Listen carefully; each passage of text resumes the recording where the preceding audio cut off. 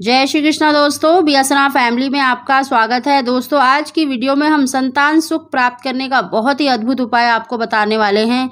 इस उपाय को करने से निश्चित ही और बहुत ही शीघ्र आपको मनवांछित संतान की प्राप्ति अवश्य ही होगी। दोस्तों, इस उपाय को आपको सावन के महीने में 5, 7, 11 दिन अवश्य करना है। आप अपनी इच्छा अनुसार कर सकते हैं, लेकिन सावन सोमवार इस उपाय को अवश्य करना है या इसी दिन से आप इस उपाय को शुरू कर सकते हैं, क्योंकि देखिए सावन सोमवार में दिन बहुत ही दुर्लभ योग बनने जा रहा है। ग्रहों का गोचर भी बहुत ही दुर्लभ योग बना रहा है, तो इस दिन से आप इस उपाय को अवश्य ही शुरू कर लें। और इन दोनों दिन तो आपको अवश्य करना है।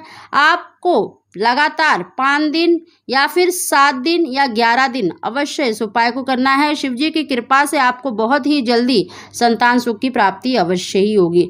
दोस्तों, कभी भी जब हम दुर्लभ योग में यानी सर्वार्थ सिद्ध योग में कोई उपाय करते हैं या कोई भी पूजा करते हैं तो उसका हमें कई गुना फल प्राप्त होता है। तो इसलिए दोस्तों, सावन के सोमवार में देखिए बहुत ही सर्वार्थ सिद्ध योग है। इस दिन आपको ये उपाय अवश्य करना है। और दोस्तों, सावन के महीने में अभिषेक का बहुत अधिक महत्व माना जाता है और शिवलिंग में भगवान शंकर का साक्षात वास माना जाता है। तो इस दिन आपको देखिए पंचामृत से अभिषेक अवश्य करना है और पंचामृत में हो सके तो गाय का दूध का इस्तेमाल करें तो बहुत ही श्रेष्ठ रहता है। साथ ही दोस्तों, भगवान शंकर की प्रिय वस्तु अवश्य चढ़ाएं, जैसे बेल पत्र, भांग, धतूरा, बेलफल, बेलपत्र, ये तो आपको अवश्य ही चढ़ाना है। लेकिन जो हम आपको उपाय बता रहे हैं, इस उपाय को आपको सभी सावन सोमवार और शिवरात्रि के दिन अवश्य ही करना है। दोस्तों, आपको अपनी इच्छा अनुसार देखिए 5, 7 या 11 की संख्या में बेलपत्र लेने हैं और पहले दिन आप जितनी संख्या में बेलपत्र चढ़ाते हैं, मतलब आपको लगातार उतने ही बेलपत्र कंटिन्यू मतलब चढ़ाते रहना है। दोस्तों, आपको बेलपत्र लेने हैं। 3 पत्तियों का एक बेलपत्र होता है और बिल्कुल साफ सुथरे होने चाहिए, कटाफटा नहीं होना चाहिए। उनको अच्छे से धोकर उनके ऊपर चंदन से आपको ओम नमः शिवाय लिखना है या फिर आपको श्री राम लिखना है, क्योंकि श्री रामचंद्र जी भगवान शंकर के आराध्य कहलाते हैं और उनका नाम लिखने से भगवान शंकर बहुत ही शीघ्र प्रसन्न हो जाते हैं।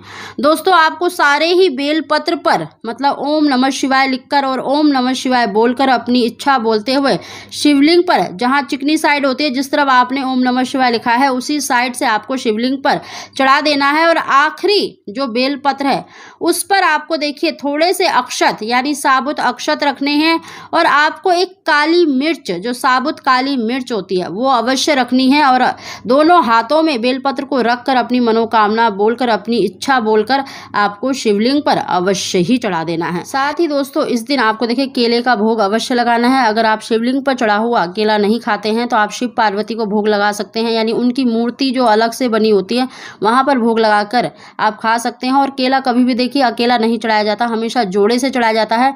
तो आपको 2 केले लेने हैं और अपनी मनोकामना बोलकर शिव पार्वती को भोग लगा देना है या शिवलिंग पर चढ़ा देना है। और पूजा करने के बाद यानी अपनी पूजा समाप्त करने के बाद उसमें से एक केला आपको चढ़े ही रहने देना है और दूसरे केले को पति पत्नी को ग्रहण कर लेना है। दोस्तों, अगर इस उपाय को अगर पति पत्नी मिलकर करें तो बहुत ही अच्छा है, नहीं तो आप अकेले भी इस उपाय को पूरी श्रद्धा विश्वास से करेंगे तो निश्चित ही आपको मनवांछित संतान की प्राप्ति होगी। दोस्तों, इस उपाय को आपको देखिए सावन सोम दिन तो अवश्य करना है। अगर आप लगातार 5 दिन, 7 दिन या 11 दिन कर लेते हैं तो शिव जी की कृपा से आपकी सूनी गोद बहुत जल्दी भर जाएगी। यानी आपको सावन के महीने में 11 दिन, 5 दिन, 7 दिन लगातार करना है और सावन सोमवार में तो अवश्य ही इस उपाय को करना है। और इस दिन बहुत ही अद्भुत योग भी बना हुआ है, तो इस योग को अपने हाथ से ना जाने दें। इसमें पूजन अवश्य करें, हो सके तो पति पत्नी मिलकर करें और अभिषेक के लिए गाय का दूध का इस्तेमाल करें तो बहुत ही श्रेष्ठ रहेगा। दोस्तों, इस उपाय को करते समय आपको इसी बात का ध्यान रखना है कि पहले दिन आपने जितने बेलपत्र लिए हैं उतने ही बेलपत्र आपको दूसरे दिन, तीसरे दिन भी चढ़ाने हैं।